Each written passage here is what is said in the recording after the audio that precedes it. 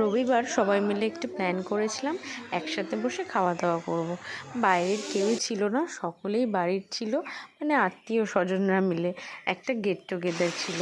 দুজন কাকিমা এসেছিলেন, রান্না করেছিল, প্রত্যেকটা রান্না অসাধারণ হয়েছিল, কিন্তু আমি ক্লিপিং নিতেই পারিনি।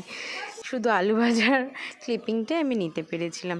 হয়েছিল হচ্ছে এই বছরের প্রথম এঁচোড় চিংড়ি, সঙ্গে ছিল মাছের মাথা দিয়ে ডাল, আর ছিল হচ্ছে কাতলা মাছ, দই কাতলা হয়েছিল চিকেন কষা, চাটনি আর পাঁপড়টা তো ম্যান্ডেটারি। ওটা হচ্ছে অনুষ্ঠান বাড়ির সব থেকে ভালো খাবার, এটা আমার মনে হয়। আমি তখন এঁচোড় চিংড়ি তুলছিলাম সার্ভ করার জন্য।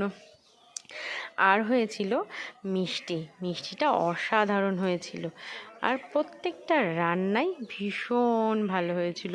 কোনটা ছেড়ে কোনটা খাবো। রবিবার সবাই মিলে একটু প্ল্যান করেছিলাম একসাথে বসে খাওয়া দাওয়া করব। বাইরের কেউই ছিল না, সকলেই বাড়ির ছিল, মানে আত্মীয় স্বজনরা মিলে একটা গেট টুগেদার ছিল। দুজন কাকিমা এসেছিলেন, রান্না করেছিল, প্রত্যেকটা রান্না অসাধারণ হয়েছিল, কিন্তু আমি ক্লিপিং নিতেই পারিনি। শুধু আলু ভাজার ক্লিপিংটাই আমি নিতে পেরেছিলাম।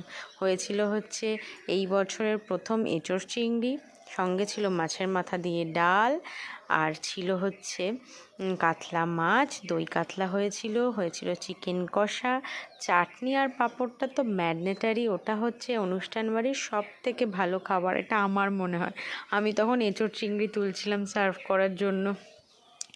আর হয়েছিল মিষ্টিটা অসাধারণ হয়েছিল, আর প্রত্যেকটা রান্নাই ভীষণ ভালো হয়েছিল। কোনটা ছেড়ে কোনটা খাবো।